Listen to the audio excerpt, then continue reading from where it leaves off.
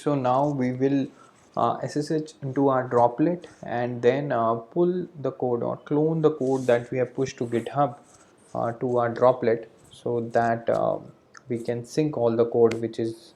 So our flow will be like, we will do changes in our local, and whatever changes are there, we'll push those to GitHub, and then once we want to deploy, we will pull changes to our this virtual droplet, DigitalOcean droplet, and then those changes will merge there, right? So we'll push to GitHub, and from GitHub we'll pull, we'll SSH into the droplet and pull from GitHub. So once we'll do it, then you will understand. So now what we will try to do is SSH into our droplet. So very simply you can do to SSH root and then the IP address. So once you will create a droplet, you will get an IP address. So my IP address is this.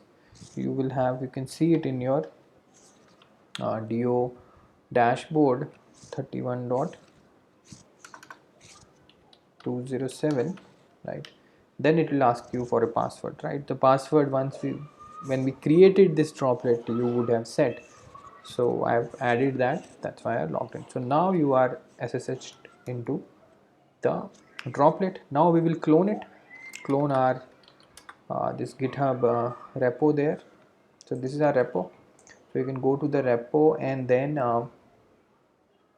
you can just do code, and you can copy the, so it says clone, right? So you can run the command git clone and the repository link. Once you do that, it will ask you for your sort of username. So GitHub username, password I put, and now the code is getting copied there, or cloned there, I would say, not copied. Right, now you got this code, whatever we pushed on GitHub is there. So whenever we update our GitHub repo, after we do any changes, then we will have to manually pull these changes after we SSH into our droplet.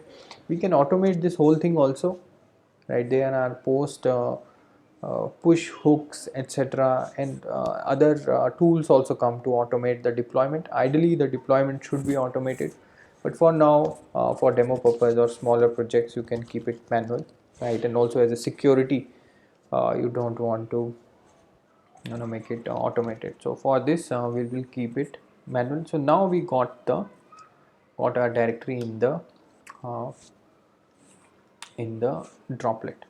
Okay, next we will see the other things. So yeah, this is it for this video.